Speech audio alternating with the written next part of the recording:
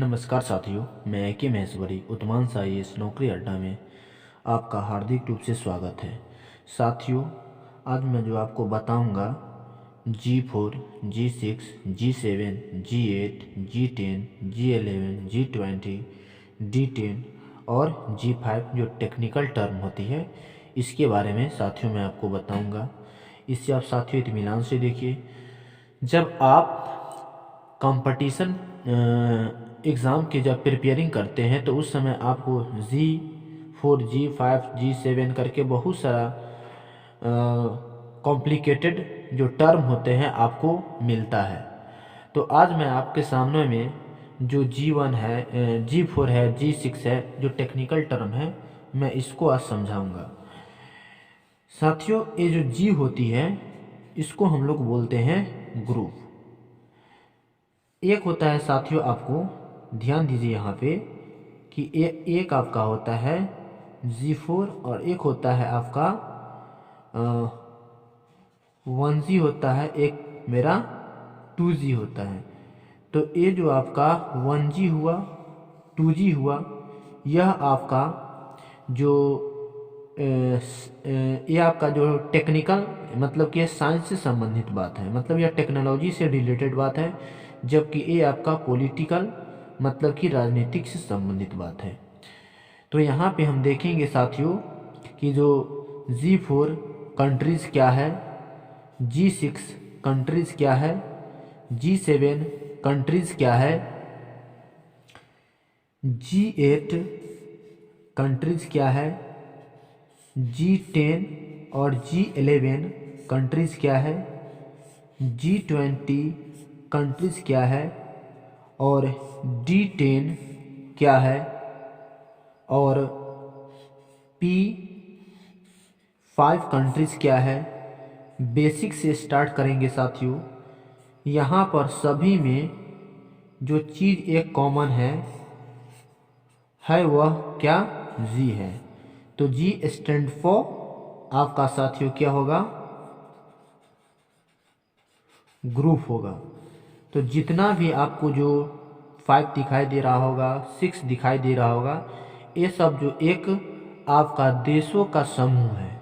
तो साथियों इसे हम देखते हैं अब विस्तार से किस तरह से इसका जो एक्सप्लेन किया गया है। तो यहाँ पर साथियों G4 नेशंस यानी 4 देशों के समूह क्या है। तो 4 देशों का यह समूह होता है जिसमें ब्राज़ील, जर्मनी, इंडिया और जापान है। ये देश एक दूसरे को संयुक्त राष्ट्र सुरक्षा परिषद यानी यूएनओ के 6 जो बॉडी है उसमें से एक है के अस्थायी सदस्य के लिए समर्थन करते हैं। मतलब कि यूनाइटेड नेशन सिक्योरिटी काउंसिल में ये जो 4 देश है इसमें अपना परमानेंट सदस्य लेने के लिए ये ग्रुप बनाए। जो कि साथियों आप यहाँ पे थोड़ा मैप पर आप देख लीजिए कि किस तरह से मैप पर इन 4 देशों को प्रदर्शित किया गया है। तो साथियों आपको मैप पे ये 4 देश आपको दिखाई दे रहा होगा। G4 नेशंस जो फाउंडेड हुआ था, स्थापित हुआ था, वह 2005 में स्थापित हुआ था। मेन इसका जो स्थापना होने का कारण जो था वह UNSC United nation security of council में अस्थायी सदस्य बनने के लिए है। तो साथियों इस चीज़ को आप ध्यान दीजिए कि जो G4 बना उसका मेन रीज़न था वह अस्थायी सदस्यता यूएनओ के प्राप्त करना। जो 5 देश दादागिरी जो आपको अमेरिका हुआ, ब्रिटेन हुआ, फ्रांस हुआ, चाइना हुआ और जो रसिया लेकर दादागिरी दिखा रहा है, तो उसमें यह पार्टिसिपेट करने के लिए जो परमानेंट मेंबर है उसमें जाने के लिए ये 4 देश एक ग्रुप बनाया। उन्हीं को हम G4 नेशंस के नाम से जानते हैं। वर्तमान में संयुक्त राष्ट्र सुरक्षा परिषद में केवल जो आपका 5 राष्ट्र को ही अस्थायी सीट प्राप्त है यूनाइटेड नेशन सिक्योरिटी में। 5 राष्ट्रों को ही प्राप्त है जिसमें से USA, चाइना, यूके, रसिया और फ्रांस। साथियों इसे आप मैप पर एक बार और देखिए। तो साथियों यूएसए, चाइना, यूके, रसिया और फ्रांस आपको दिखाई दे रहा होगा। भारत ये जो यूएनओ में इस बार जो 9वीं बार सुरक्षा परिषद का अस्थायी सदस्य चुना गया है। यूएनएससी के अस्थायी सदस्य को परमानेंट 5 या बिग 5 या P5 के नाम से भी जाना जाता है, या इसको वीटो पावर दिया गया है। तो आई होप साथियों आपको जो यहाँ पर G4 नेशंस कंट्री है इसके बारे में आपको सिंपली और साधारण रूप से समझ में आ गया होगा। तो नेक्स्ट टॉपिक की ओर साथियों हम चलते हैं। G6 कंट्रीज है क्या।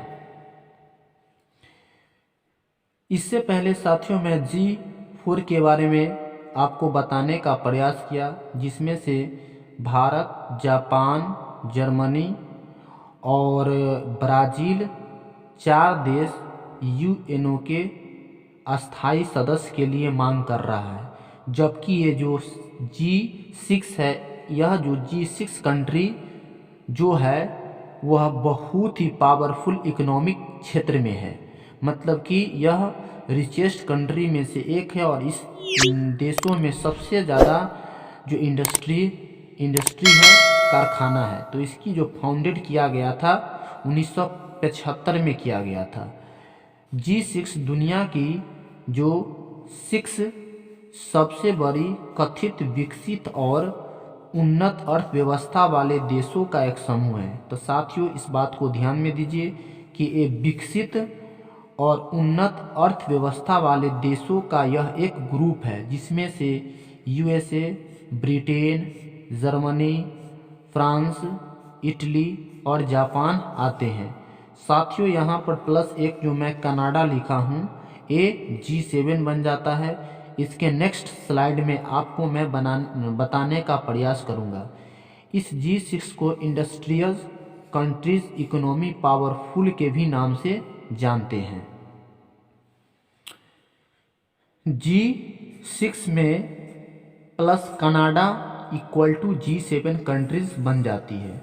जैसा कि साथियों मैं आपको यहाँ पे आपको G4, G6, G7, G8, G10, G11, G20 और D10 और P5 जो दिखाई दे रहा है, वो यहाँ पर कनाडा जुटने के बाद यह G7 बन जाता है। तो G7 जो निकल के आता है वह G6 से ही। कहने का अर्थ यह है G6 plus Canada equal to G7 countries, मतलब कि G7 जो है वह कनाडा को जुटने पर बन जाता है। G7 क्या है? तो G7 दुनिया की 7 अमीर देशों की सबसे बड़ी कथित विकसित और उन्नत अर्थव्यवस्था वाले देशों का एक समूह है। मीन्स ये जो 7 देश है, ये अर्थव्यवस्था के क्षेत्र में, व्यापार के क्षेत्र में बहुत ही पावरफुल है। इनके द्वारा यह बात कहा गया कि हम सभी देश मिलकर इंडस्ट्री को इतना पावरफुल करेंगे कि और देश मेरे इंडस्ट्री से आगे न हो सके।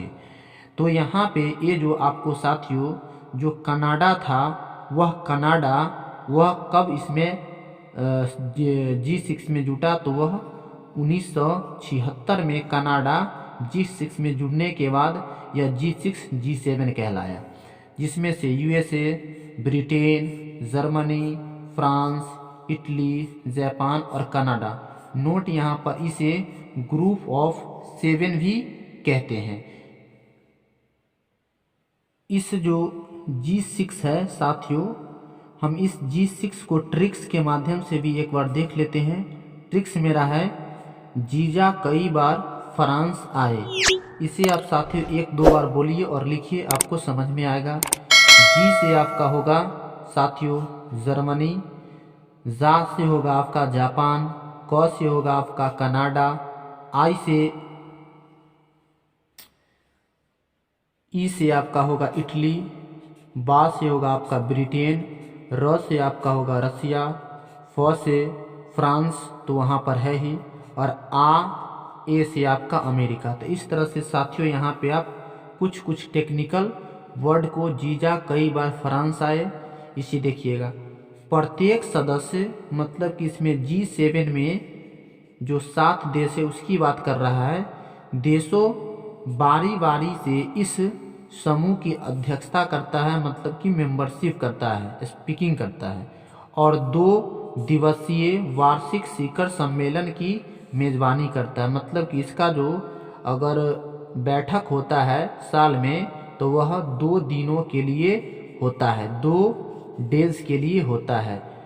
2020 में G7 समिट यानी इसकी जो बैठक जो हुआ था वह यूएसए में हुआ था, और इसको जो होस्ट कर रहा था वह यूएसए कर रहा था। मतलब कि इसकी मेज़बानी जो कर रहा था G7 की वह यूएसए कर रहा था।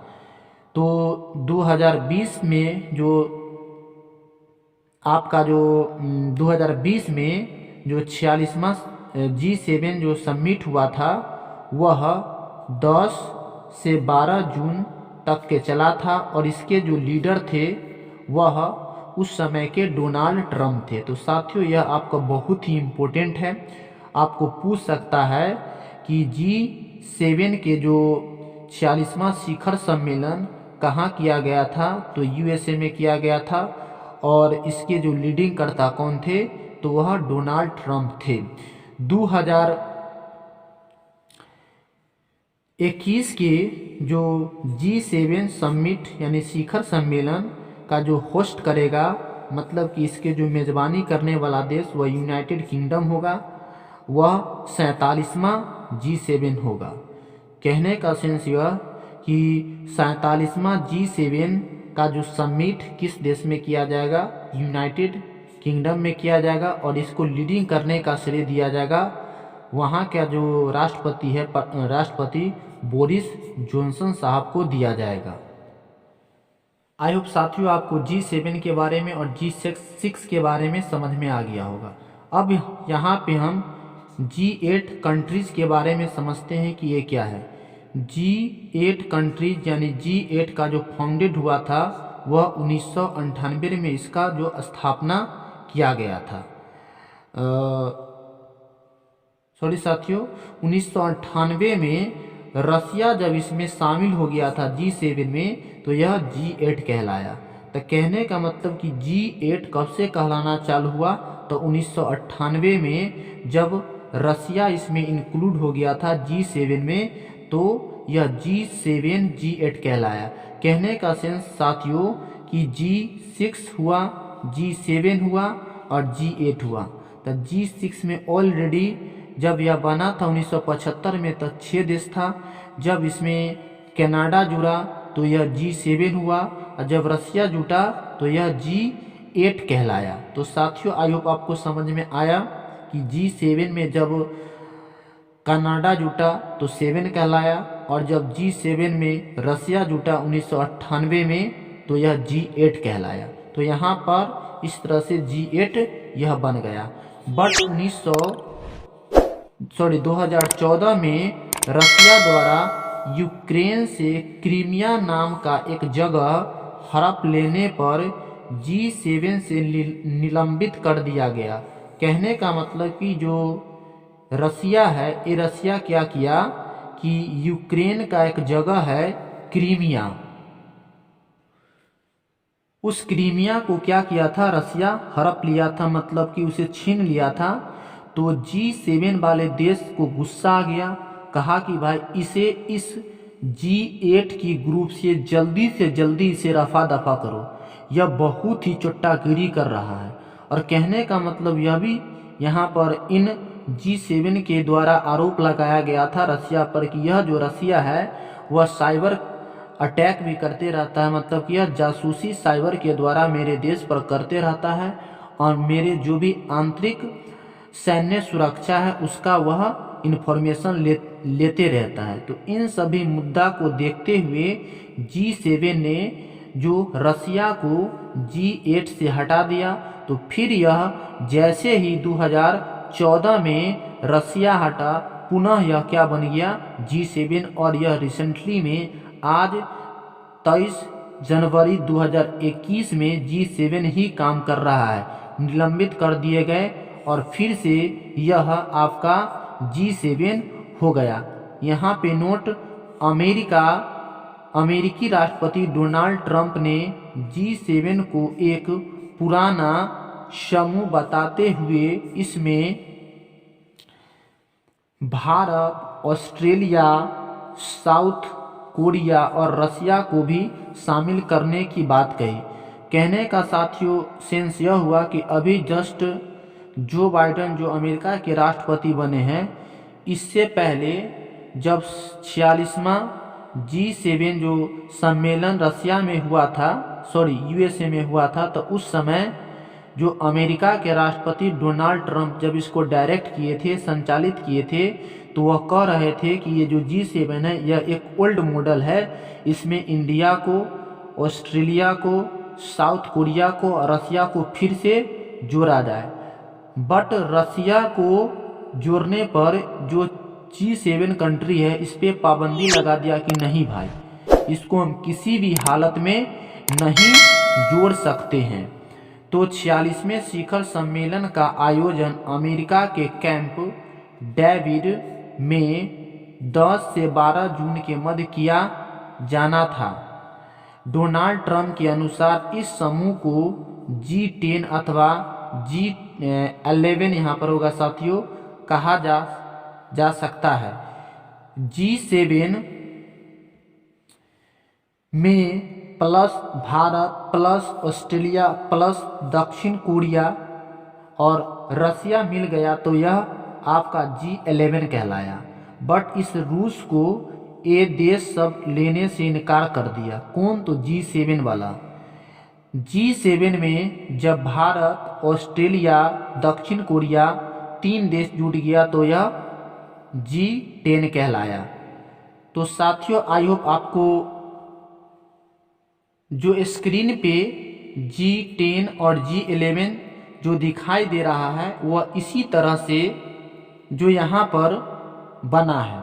तो G11 की चर्चा किया जाए तो G7 में भारत, ऑस्ट्रेलिया, दक्षिण कोरिया और रूस की चर्चा डोनाल्ड ट्रंप ने की थी कि यह एक ओल्ड मॉडल है G7, इसको रिमूव करके, इसे मॉडिफाई करके एक नया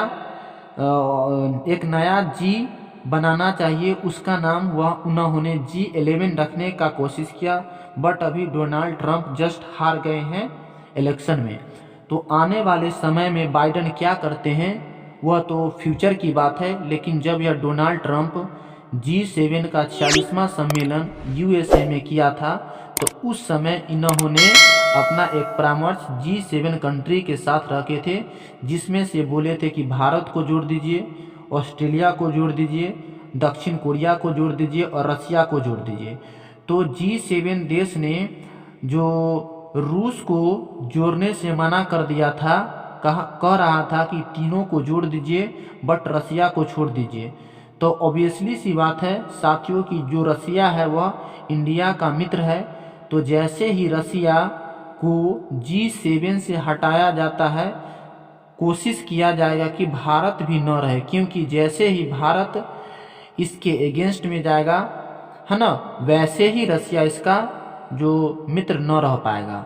तो इस पे जो आगे आने वाले भविष्य में मैटर होगा।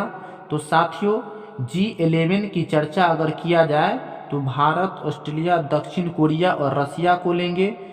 जबकि G10 की चर्चा किया जाए तो G10 की चर्चा में साथियों आप रसिया को हटा दीजिएगा, इंडिया, ऑस्ट्रेलिया और दक्षिण कोरिया की चर्चा करेंगे।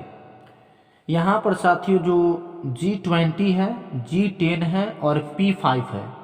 साथियों मैं इसे आपको सेकेंड लेक्चर में बताने का प्रयास करूँगा क्योंकि वीडियो थोड़ा लंबा हो जाएगा।